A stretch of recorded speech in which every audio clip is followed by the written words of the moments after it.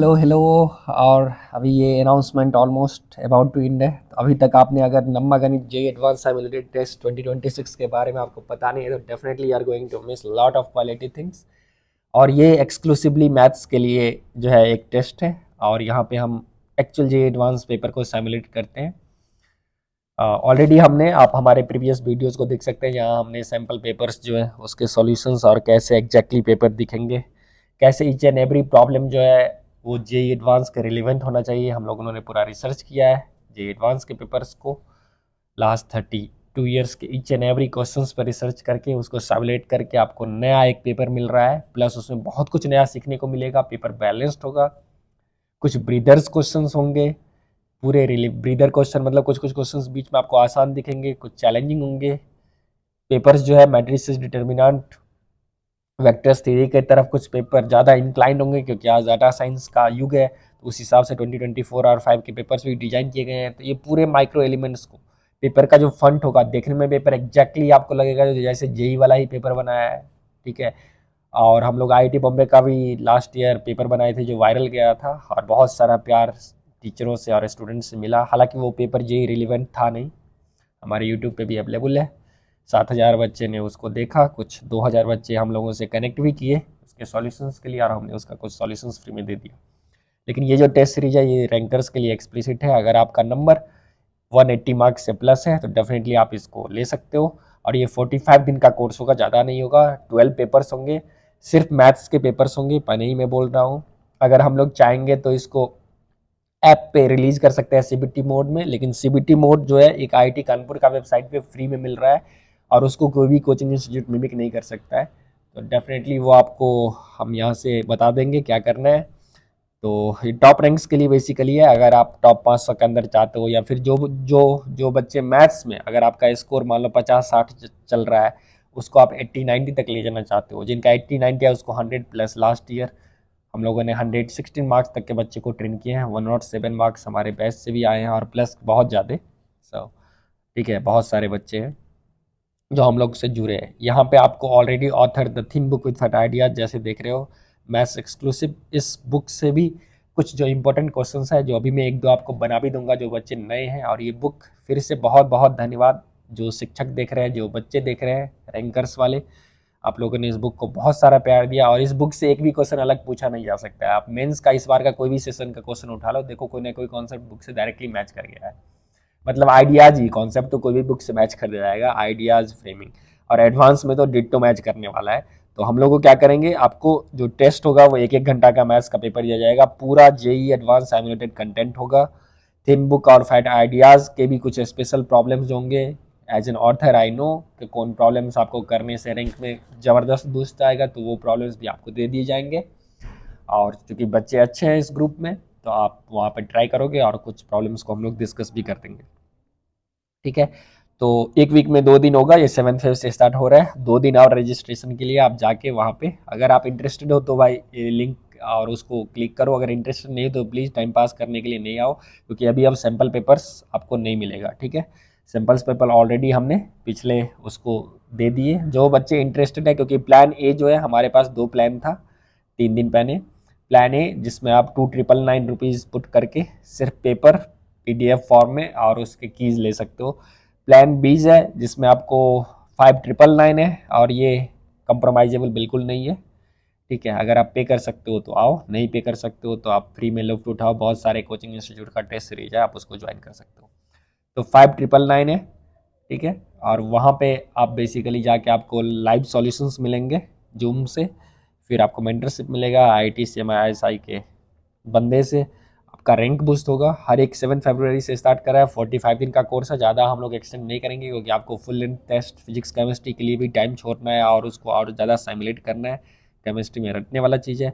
आप रजिस्टर कर सकते हो, हमारा कोई ऐसा, अभी हम वेबसाइट को डीएक्टिवेट करके रखें, तो आप रजिस्टर कर सकते हो, डायरेक्टली लिंक में जाओ और वहाँ से आप टेस्ट सीरीज़ के बारे में आपको जानकारी मिल जाएगा जो बच्चे इच्छुक है उसको खरीदने के लिए। तो 12 टेस्ट पेपर्स आएंगे, 12 टेस्ट पेपर में जैसा सैम्पल पेपर हम लोग दिखाएंगे ऐसे ही पूरे रिसर्च बेस्ड कंटेंट होंगे। जे रिलेवेंट कोई भी इंक्लाइन पैराबोला हाइपरबोला से क्वेश्चंस नहीं होगा, कोई भी ऐसा क्वेश्चंस नहीं होगा जो फालतू का आप इंक्लाइन एक्सिस घुमा दिए कोऑर्डिनेट ज्योमेट्री में, या फिर हम डबल इंटीग्रेशन पूछ रहे हैं, सिग्मा में ट्रिपल सिग्मा पूछ रहे हैं, ये सब भाई सिलेबस में है ही नहीं ये एडवांस के, ठीक है।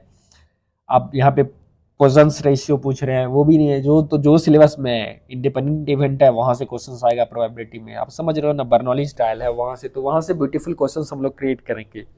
हम लोग ने सर्कल्स का क्वेश्चंस देखोगे आप कैसे बेहतरीन क्रिएट किया गया है, पैराबोला, हाइपरबोला, यहाँ तक कि कैलकुलस को कैसे सेट लैंग्वेज में एक्चुअल जे एडवांस फील फंट और उसका शेप और पेपर का वेटेज से आएगा।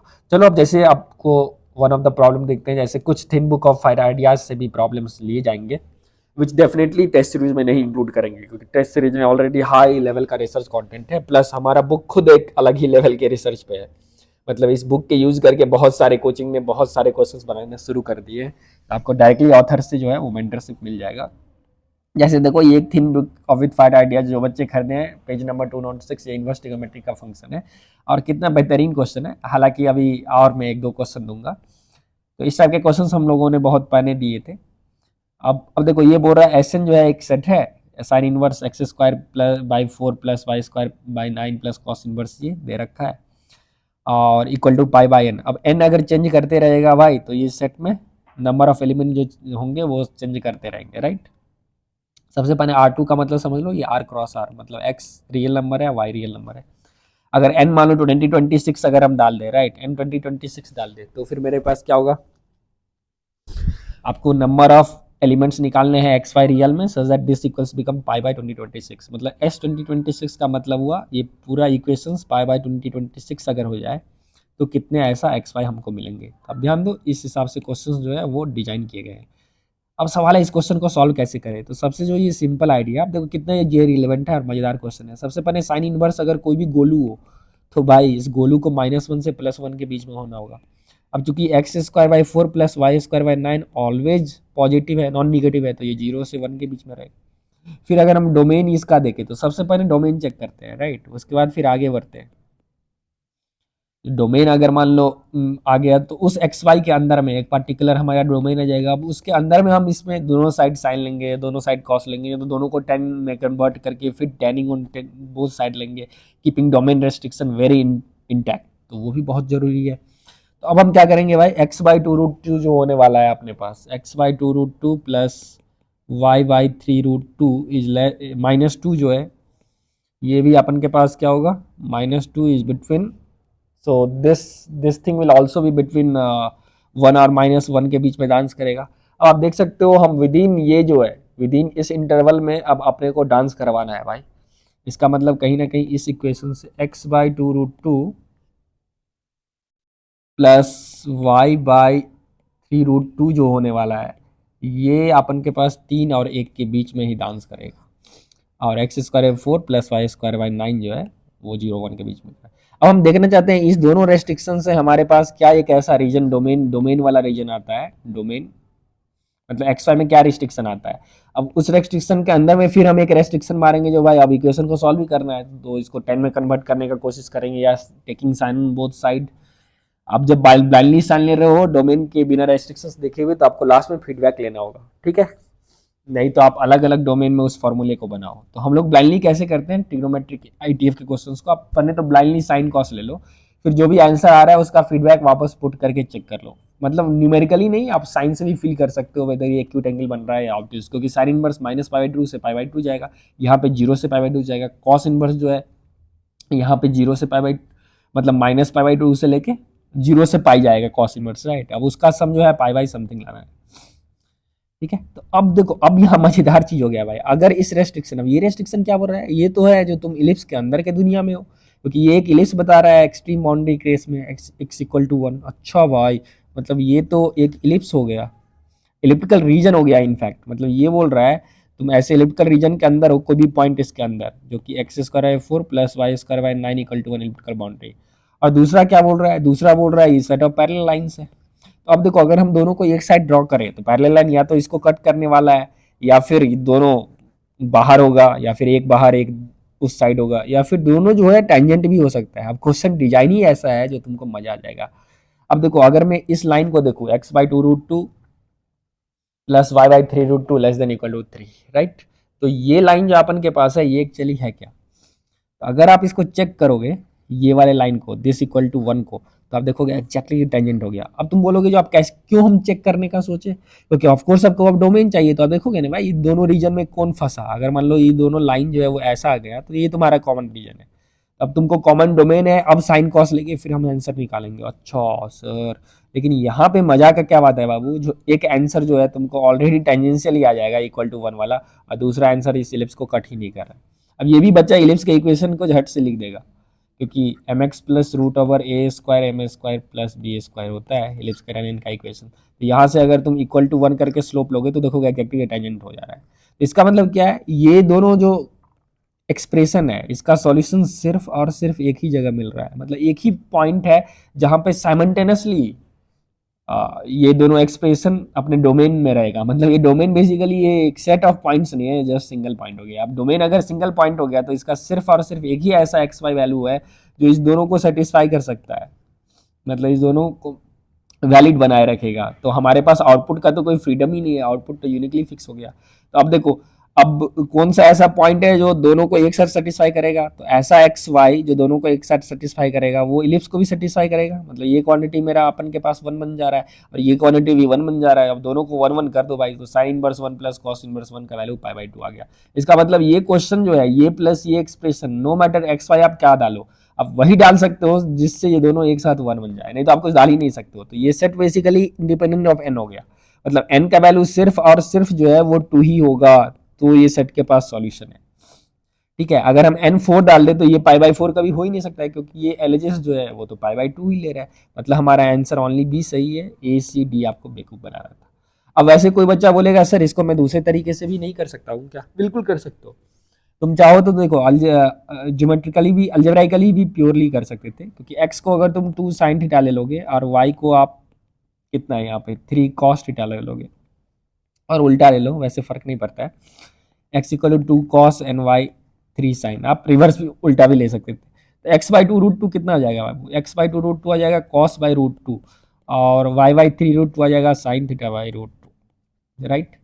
अब तुम देखो इसका जो रेंड है is will be definitely less than equal to कितना हो जाएगा, कॉस स्क्वायर थीटा।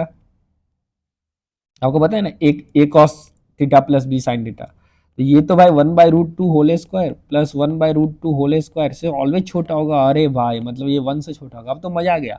इसका मतलब ये वाला क्वांटिटी का मैक्सिमम औकात 1 है, लेकिन यहाँ पे बोल रहा है भाई तुमको 1 से बड़ा होना है, इसका मतलब ये बाउंड्री लेवल प्रॉब्लम है, यहाँ से भी खत्म हो गया। तीसरा सॉल्यूशन आप कॉची श्वार्ट्ज इनइक्वालिटी भी लगा सकते हो, क्योंकि कोई बच्चा इसको ऐसे भी सोच सकता है x by 2 root 2 plus Y by 2 root 2 को ये इमेजिन कर सकता है मेथड 3 से, x i cap plus y j cap dot product of 1 by 2 root 2 i cap plus 1 by 2 root 2 j cap 3 root 2 j cap.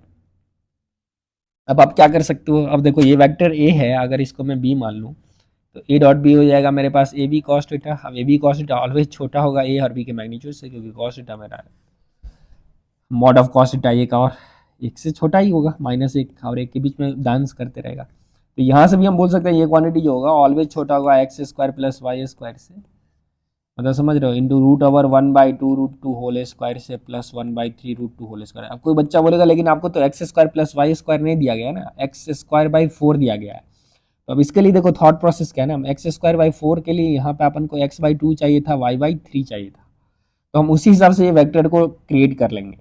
तो सोचना important है, ये तो खैर जो टॉपर्स बच्चे हैं वो डायरेक्टली वही क्रिएट कर देंगे, लेकिन फिर भी एक एवरेज बच्चा भी सोच सकता है, आप समझ रहे हो। जैसे अब आप वेक्टर सोचो एक्स बाई 2 और दूसरा 1 बाई रूट 2, और फिर एक दूसरा वेक्टर वाई बाई 3 और तीसरा 1 बाई रूट 2, मतलब बेसिकली यहाँ पे अपन एक वेक्टर डिफाइन कर दिए। अब देखो X by 2 I plus Y by 3 J, और दूसरा वेक्टर डिफाइन कर दिए ए, मान लो fix vector is 1 by root 2 I and plus 1 by root 2 J, right.